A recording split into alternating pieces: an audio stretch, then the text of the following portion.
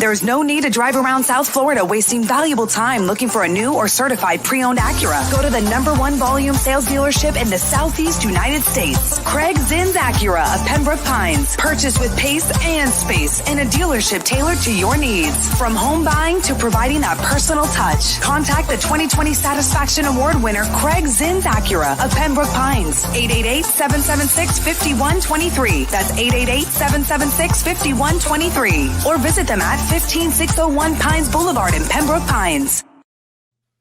All right, we are back. It is time for the Acura Pembroke Pines Miami Heat and NBA report with Ira Winderman, the best in the business. We love him.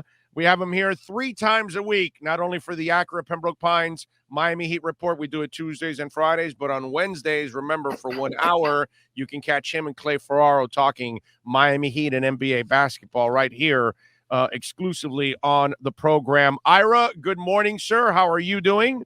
Big O, I'm doing good. I'm sort of enjoying a little bit of the break before we get too much back to the regular preseason. It's crazy. We are fewer than 6 weeks away from the start of training camp.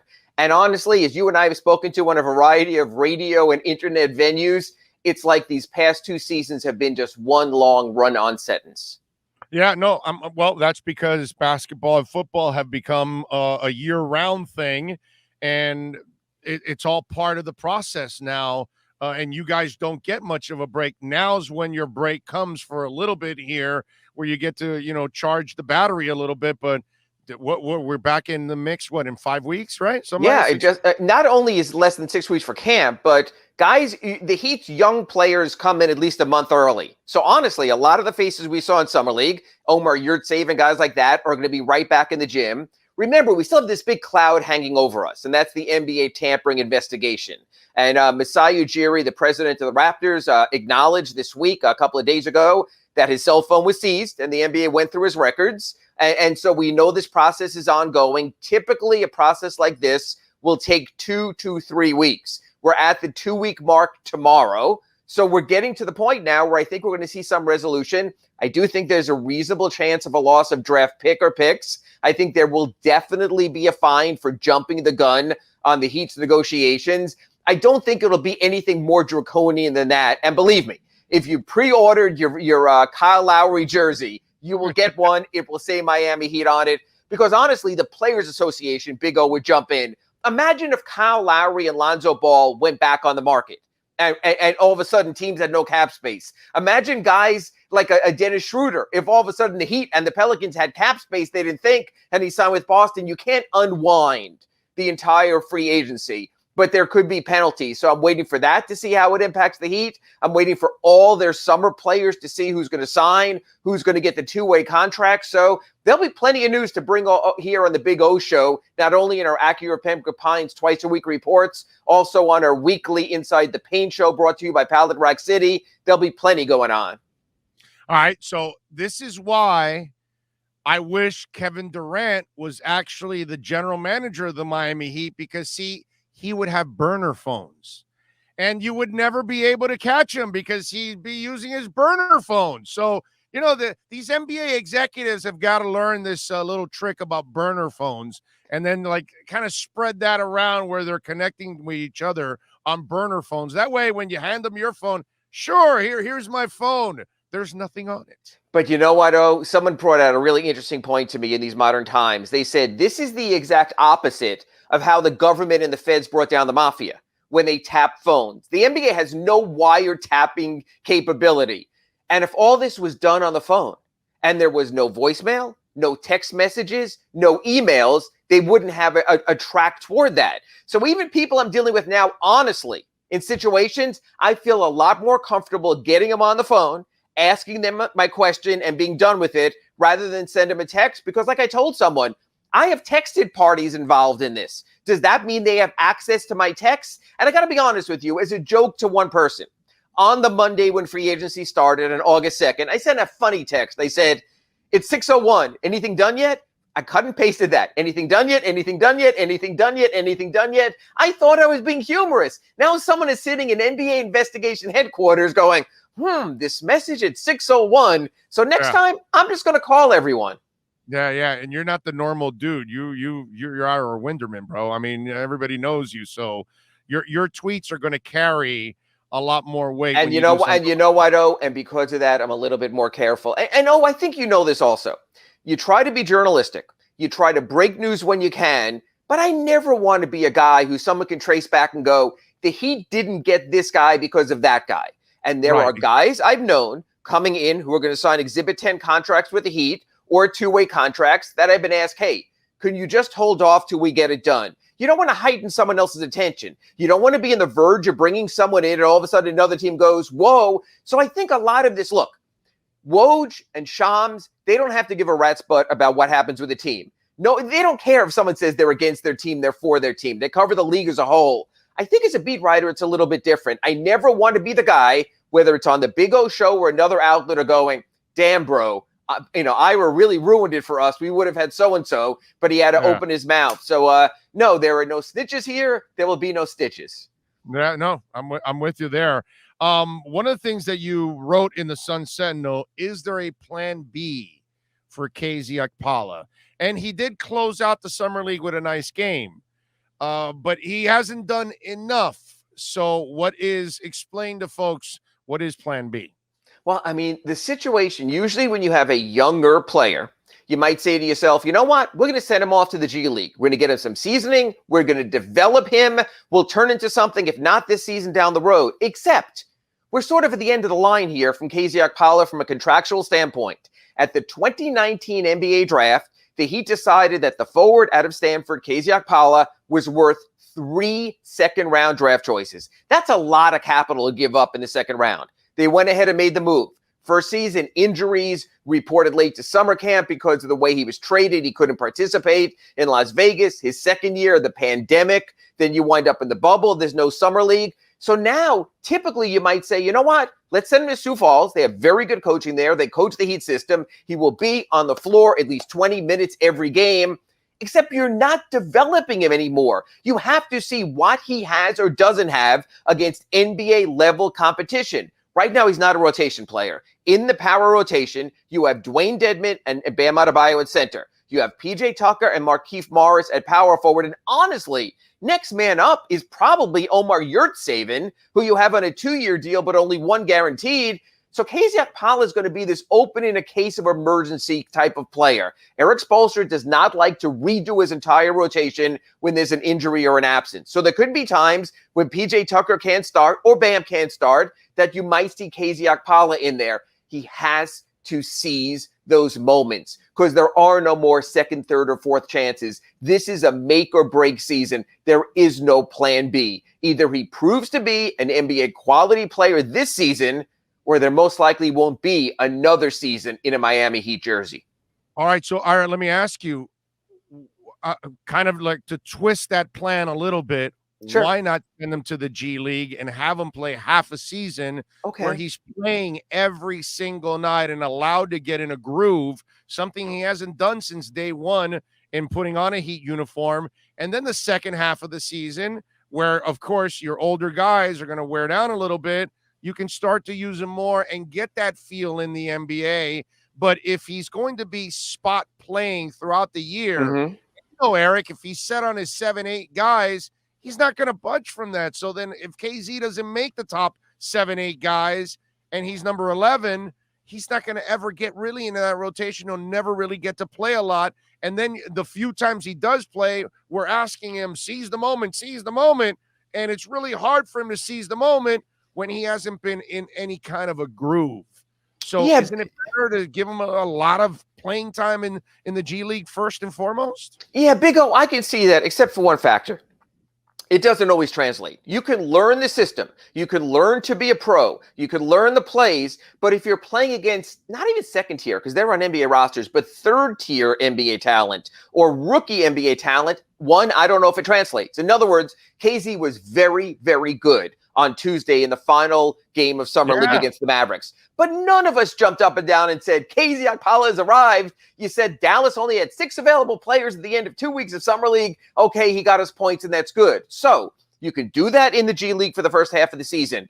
But what if along the way during that first half of the season, You get an injury to Tucker. You get an injury to Markieff Morris. You're already all the way up, and this is maybe a downside in Sioux Falls. You can't just jump back to South Florida on a moment's notice and be in the starting lineup. So the opportunities might come. I'm going to go the other way with you over the second half of the season. Yes, You're right. Older players might get injured. But the second half of the season, to a degree, I think, will be the start of the season for the Heat for this reason. It's all about the playoffs, Big O. They're not going to be a number 1 and number 2 seed. They're not going to play for that. They're going to preserve their guys anyway. So what I need is the final 2 months of the season to see the Morrises and the Tuckers and the Lowrys coalesce with what's in place already with the Heat. That will be go time. Right now, I can tell you, and this is not a condemnation at all. If the Miami Heat are playing Kasiak Pallet in playoff minutes, something's really gone off the rails with this team. So I would rather have them around for those 5-spot starts, those maybe 8-spot minutes games where you can see them in NBA competition. Because you know what? You can get a lot of cheap points in the G League where there are no centers, where all of a sudden you can play small and still make it work. I need to see it in an NBA setting. And you know what, O? We don't see it. It's a little different than Dolphins camp. But he's going to be practicing against NBA-level players. So Eric Spoelstra and Pat Riley and Andy Ellisberg, during those practice sessions on the practice court at FTX Arena, can say to themselves, you know what? He's competing pretty well against Bam or against Markieff or against PJ. Maybe there's something there. I think it's almost more beneficial in his unique situation to have him on the practice court battling real players than to go up to Sioux Falls and battle players that may never see the light of day in the NBA. It's the Acura Pembroke Pines Miami Heat and NBA report. Ira Winderman does it twice a week here on the program, and you can catch him on Tuesdays and on Fridays. All right, Ira. So this is a veteran-laden team. Mm-hmm. But how much will last year be a lesson for this team and for Eric Spoelstra? How much will he be sending that message? Because it's a veteran-laden team, they really can't cruise through the regular season and say, "Oh, we'll turn it on in the postseason." They've got to have urgency from the get-go because you want to be a 3rd seed, you want to be a 4th seed. You don't want to end up in the same rut you were last year and end up in the 6, 7, and 8 spots, and then you find yourself playing against the elite teams right in that first round, or even worse in the play-in games, even worse, even lower. So, how much urgency will there be on the season right from the get-go, and how does Spo balance the urgency and the age for it to get that done? Big O, you just answered your question with the last part. I think the play-in game has changed everything. Just like for years, the Dolphins desperately wanted to avoid the wild card, but couldn't because the Patriots are in their division, and so you wind up being a road team through the playoffs. Well, the NBA now has the equivalent of the wild card, of Major League Baseball's wild card one and done in the play-in round. So no longer can Shaq or LeBron or someone say it doesn't matter what seed we get, we'll be fine as long as we get in. Now it doesn't matter what top 6 seed we get as long as we get in. I still believe that. I know you want a better first-round matchup. You don't want the Bucks, you don't want the Nets, but if you are who you think you are, you might have to get them through anyway. Again, we have to decide, and you and I will discuss this in the weeks before training camp. Are the Heat a team that is competing or contending? And we'll talk about that going forward. But if you believe you are contending, take on all comers. But you cannot do it from a play-in position. We saw what happened to the Warriors last year. We saw what happened to the Lakers after playing in that and then going out to Phoenix in the first round. So you have to be top 6. So let's do the math right here. I think you and I would both agree on this. Big O, if you disagree, let me know. Right now, the Bucks and the Nets set up as better teams than the Heat, correct? Of course. Okay, that's two teams right there. So then you're saying you basically have to be in the next 4. But you know what? The next 4 includes Philadelphia. The next 4 includes an Atlanta team that finally has the confidence to be what they might be. The next 4 teams include a Knicks team. I think they'll backslide, but you know what? They added Evan Fournier and Kemba Walker. They have a better roster this season, and now includes a Boston Celtics team that brought in Al Horford and brought in Dennis Schroeder on the cheap. So if you're saying to me, yes, Nets and Bucks, forget it, they're top 2, but then I can make an argument potentially that the next 4 could be Philadelphia, Boston, Atlanta, New York. You're going to have to beat out at least one of them. I think it'll be New York. So what I'm saying is, yes, I agree, Big O. All the games matter because I don't want to be number 7. And I don't want to have two chances just to barely make the playoffs, then with no time off, go right into a series against a number 1 seed. We saw what happened to the Heat with a week off against, a number 3 seed last year, and it didn't work well. I love the play-in for the desperation. Before I came on, you were talking about the NFL and talking about how every game matters. That week 1 and week 17, they're all a 17th of the season. You and I, or on your show, you'll be talking about how for UM and Alabama, really, it's a make-or-break game the first week of the season with the college football playoff. You have to win that. Especially for Alabama, because they've got the legitimate shot at the national title. Sure. So they can't drop the game. Right. So I'm saying in football, you have that. In baseball with the wild card, you have that. And now you have it in the NFL also. I'm not going to sit here and lie and say all 82 matter. You can have a couple of clunkers and you'll be fine. What I'm saying is the regular season, because of the play around, counts more than ever. The Heat have to get a top 6 seed. It will not be easier. And you know what? 1 through 15, don't say this very often, Big O, the East is better than the West this season. How much will this team depend on Lowry's offense? Because we know that you're going to depend on his defense, and you're going to depend on him facilitating everybody and doing a terrific job at that sense. How much will the burden be on him to score? Big O, I think this team is going to rely on Big O's offense and Ira Winderman's offense. There's not a lot of offense on this team. I think they have to get points from anyone and everyone. So, you know that Bam Adebayo is never going to be a 25-point-a-game scorer until he develops the outside shot. God bless him. He'll do everything else. You know Jimmy Butler doesn't want to be a 25-point-a-game scorer unless he has to be in moments of truth. You know that Kyle Lowry wants to defer and show I can fit in with the group that was already in place, went to the NBA Finals 2 years ago. So I'm going to give you 2 names I think are more important offensively than any of those 3, including Kyle Lowry. That's Duncan Robinson and Tyler Hero. Really, on this roster, there are only 2 guys on this roster where you can say this of them.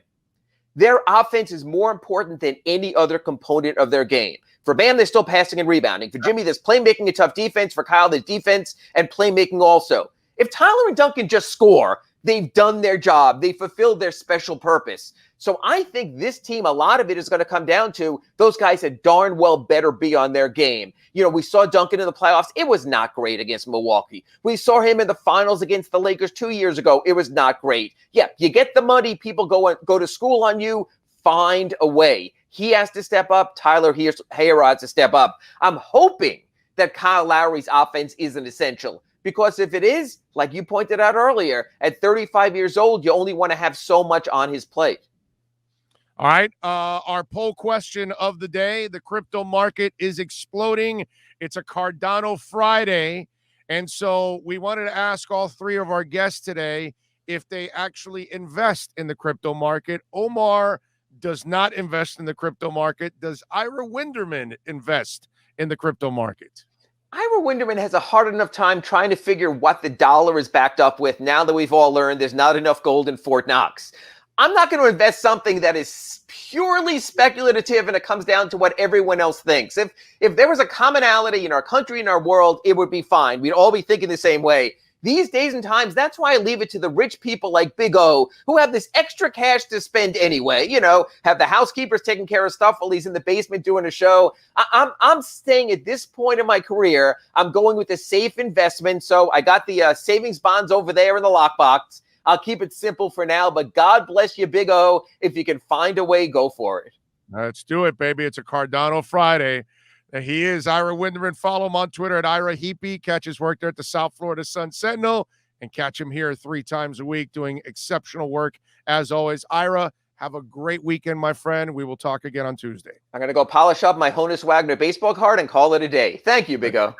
You got it. The great Ira Winderman. There's many ways to support our program, from subscribing and liking the show to visiting our terrific sponsors. Another way is using Cash App. If you would like to donate to the show and help us grow, download Cash App and search Cash Big O Show. That's Cash Big O Show. We appreciate your support as we continue to build the best sports show on the planet for South Florida sports fans. Support the Big O Show by using Cash App and donate to Cash Big O Show. Thank you for your incredibly loyal support.